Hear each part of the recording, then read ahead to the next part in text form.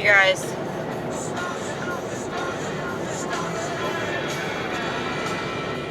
I've been screaming in my car for like the past 15 minutes. Are you surprised? Are you surprised that this old thing gets angry? But I woke up pissed off. Mainly because I wanted to keep sleeping.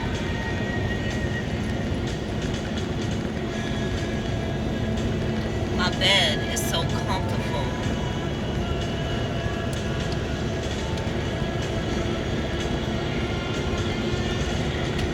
I guess that's a luxury problem, right? It's a luxury problem to have to wake up and go to work and pay bills and maintain this highbrow lifestyle that I obviously have.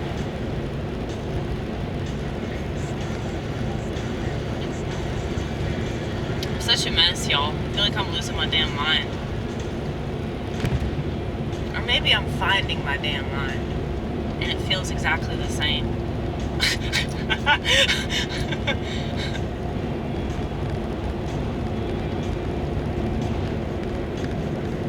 I was thinking a lot about comedy last night.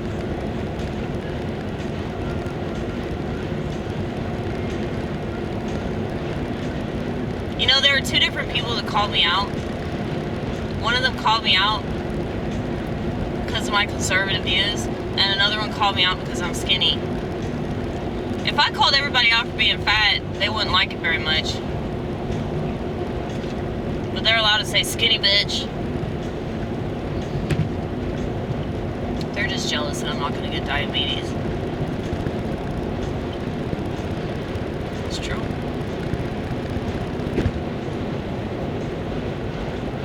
It's good that you internalize these things, because if you didn't, you'd be just like everybody else.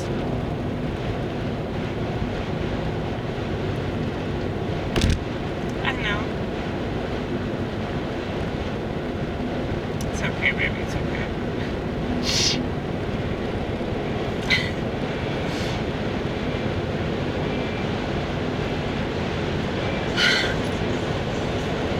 When I get angry, I cry because I'm a woman. That's why women shouldn't be given authority. Because they can't handle authority. They do shit like this. This friend of mine completely lost it on everybody.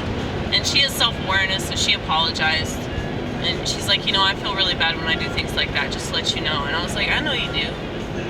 But that's why you shouldn't be given a management position. I mean...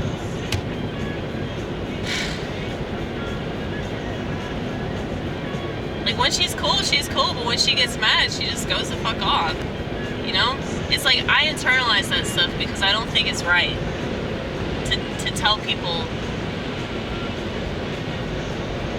things that I might later regret. Because you know what you see, what you say, blah, blah, blah, what you say in the heat of the moment is typically stuff that, you know, you might mean it. I hate it when people say, like, oh, I said stuff I didn't mean. I beg to differ. I think that you meant those things. You want to pretend that you don't mean those things because you were angry, but I think that when you're angry, you do say a lot of what you want to say. It's just you don't say it in the best way. You can say what you want to say, and in a way that's not just nicer, but like healthier. You know, it's healthier for you and it's healthier for everybody else. Because if you say things in a healthy way, you don't feel guilty about it. You know? But see, that's why I don't confront people when they piss me off. Like, I wait, and then I figure out what's the best possible way that I can indicate how I feel and not be hurtful and not be judgmental. It's okay if you're judgmental. The trick is to not allow your judgment and your personal bias to affect the way that you behave towards people. Like, you should mistreat people all because you don't agree with their lifestyle. Case in point, I know I've mentioned this before, but I'll keep mentioning it because I'm guessing that my audience does not do stand-up comedy unless, you know, y'all are comics. I do have a few comic friends that watch this. Hi, love you. You already know what I'm about to say. Everybody's just talking about sex, and it's so degenerate, and it's embarrassing. It's so embarrassing.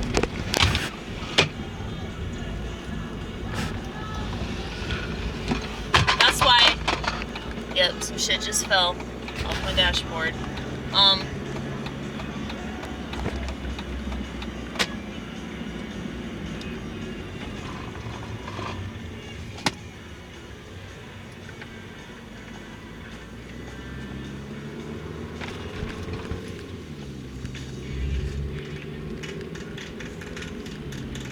But, actually, no, I'm gonna open this one. Ooh, such a nice day today. But yeah. So, yeah, like, everybody's just talking about different sexual positions and eating ass, and it's just, yeah, it's embarrassing. It's embarrassing. And I did this joke last night and I fucking botched it. I think I'm just gonna stop doing jokes. I'm just gonna rely on my instincts and just talk about things that I want to talk about and just come up with jokes on the spot. Because they're the best when they're fresh. And I mean, I think it's good to work on your material. It's good to sculpt stuff. You know, everybody has their way of doing things. But I really hate it when you can tell that a comic has like practiced something and they've just like memorized their material, and it's like they're reading off a script or something. It's not natural. And you know, I don't want to dog them because I know that they worked on it. You know, I can tell that they, you know, practiced and all that, but it's like what you're practicing being yourself. It's just weird to me. But anyway, I've tried doing that. I've tried doing so many things, and I guess we'll just see what happens tonight. It's all luck of the draw, you know? That's why it's a risk. That's why comedy is like one of the hardest jobs in the world, because you're not just like,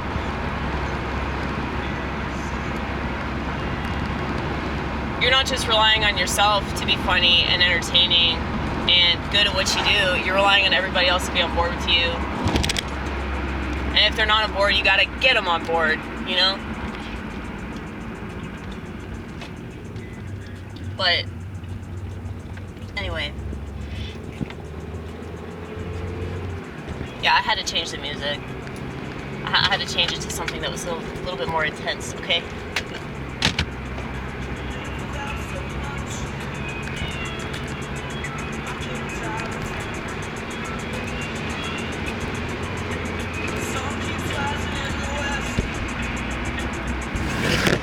This is one of those bands that I really wish that I was in.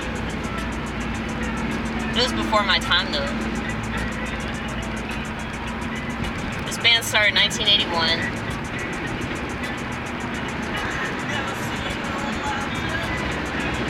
It makes me so sad that, like, people don't make music like this anymore. I want to change comedy. I want to change art. I'm all like Sam Kinison in that way. Like, there's no point in doing this if I don't change something.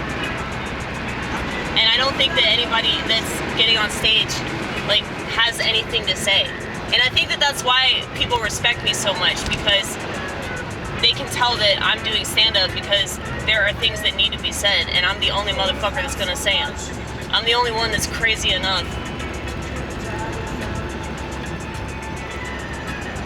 to get up there and say the opposite.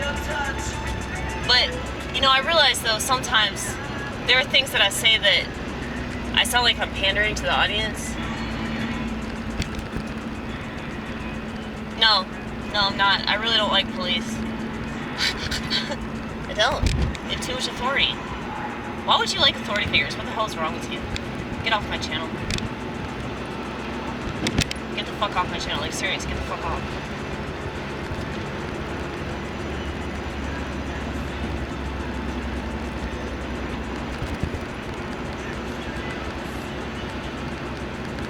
Well, I saw my socialist friend last night. I was really excited to see him.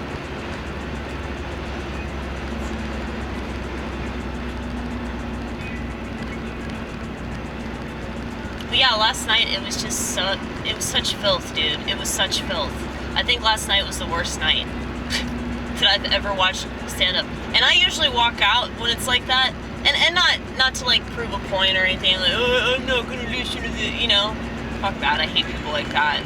But it's not really the sex that bothers me, because if you're funny, you're funny, you know?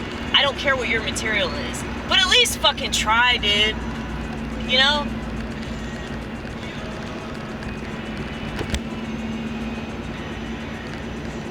That's why I told my friend Belly Button that he was actually good at talking about sex. Because if you're going to be a degenerate, at least be fucking funny and entertaining, you know? He has actual jokes. You can tell that he's worked on his material, you know? A lot of people don't understand it.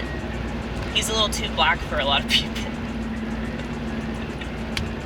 Black people kick their dogs. That's my impression of him. It's spot on. All the white people shut the fuck up when he said that, because they can't handle stuff like that. They can't handle like an actual like racial stereotype.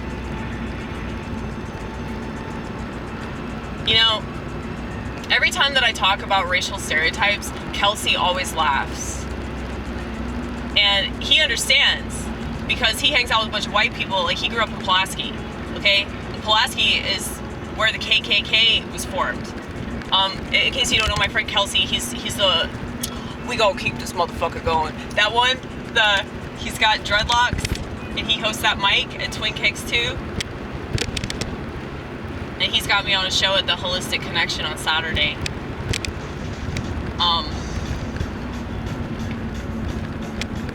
But we've had a lot of really great conversations, and he works at O'Charlie's, and, you know, he understands, like, all these stereotypes. Like, anybody that works at a restaurant can stereotype, because we see these people all the time, dude.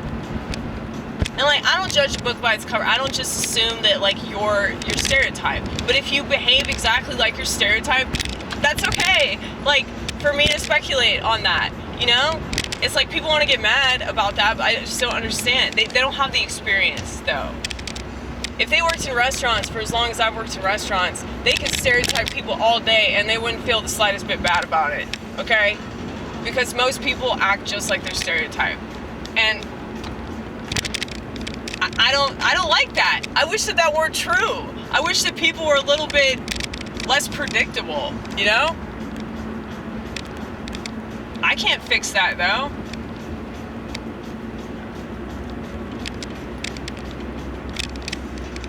And especially doing stand-up. Like, working in restaurants, doing stand-up comedy, and paying attention allow me to stereotype, okay? Because most of these people, they don't have that kind of experience of being schizo and noticing stuff that nobody else seems to notice. Work in an environment where you see many different types of people come into the restaurant and behave exactly as you'd expect them to behave. And not because you want to expect them to behave like that. I would like to give people the benefit of the doubt. But there's no point. People don't deserve that shit. They really don't. I'm still gonna keep doing it, though, because that's the right thing to do. But just to let you know, they don't deserve it.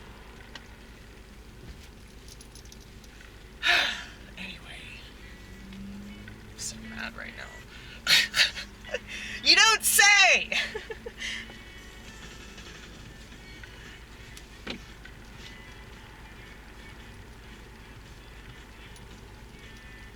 I need to stop putting my hair in a ponytail because I think it's making my hair fall out. Same thing with wearing hats, but I just love the fuck out of hats.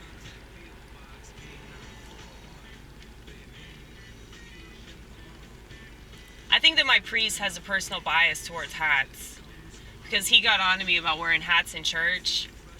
I've seen other people wear hats in church. Well, he had a problem with me wearing one because I was going to get Holy Communion, and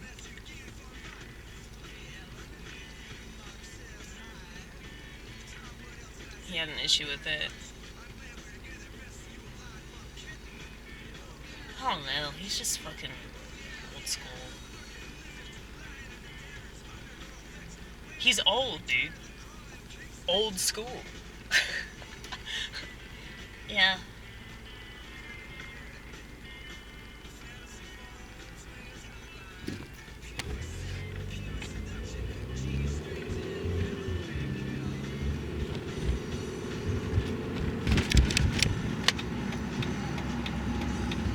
You know, I've talked to more and more people that are like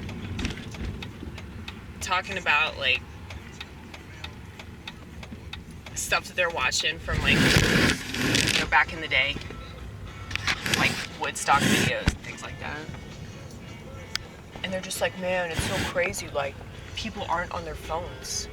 Yeah, they don't have phones to be on because it was a lot more wholesome back then. The 60s ruined everything. But, you know, it was actually the 70s. The 70s was when they really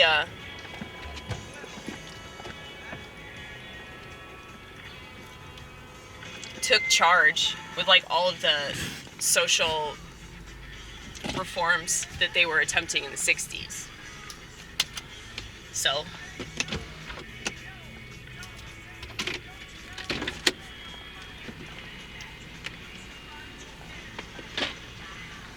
that's why, like, fuck that.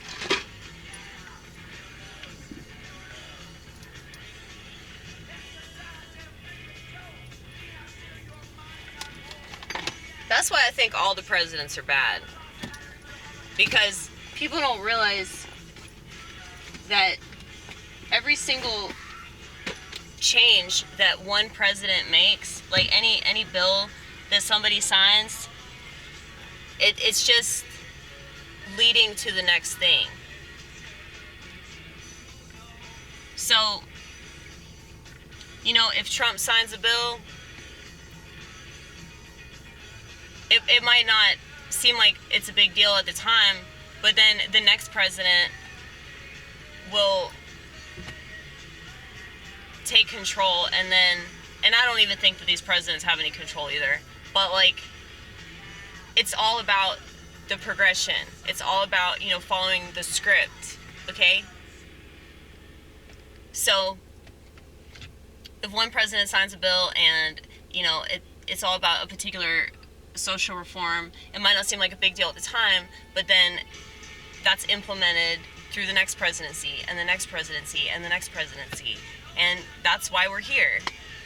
And people, like, this is why it's so frustrating to be an American.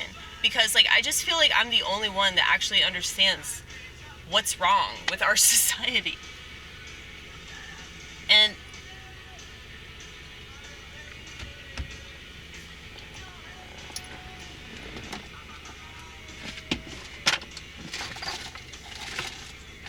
it's just,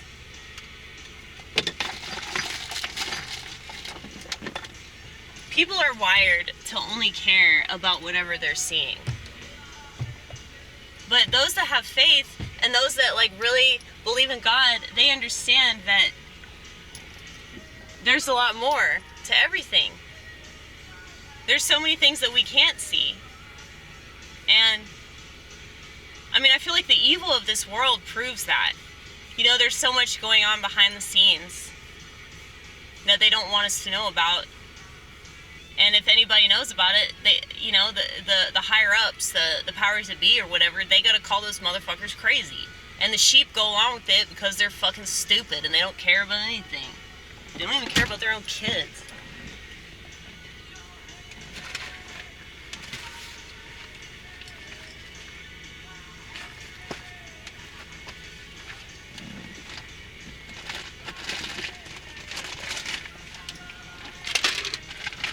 guys, I'm so mad. I can't find my damn cookie. Maybe you ate it. Remember when you were like looking for $20 last night, and then you realized that you'd spend it at the gas station? Like, I know, dude. I fucking hate it sometimes. I absolutely hate it. This is the disease aspect, okay?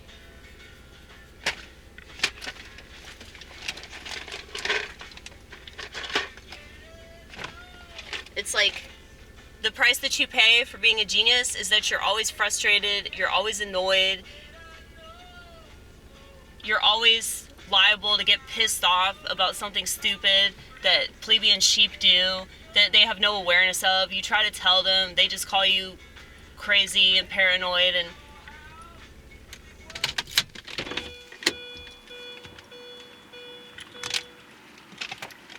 I'm sorry, I'm not trying to play the victim about my situation or anything, but it's frustrating, you know, with mental illness. It's like they either want you to be a medicated zombie, or they want you to pretend that there's no problem and there's nothing wrong with you. Suck it up, you know, like.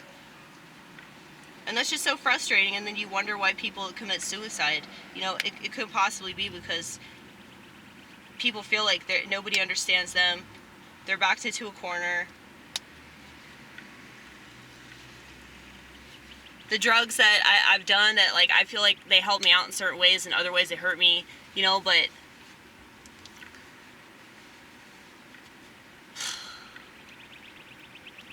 I guess what Thomas Sowell said about politics is true about everything.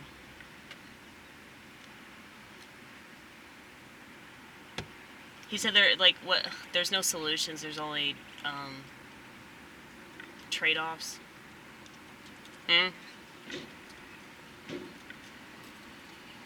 Yeah, that's definitely true.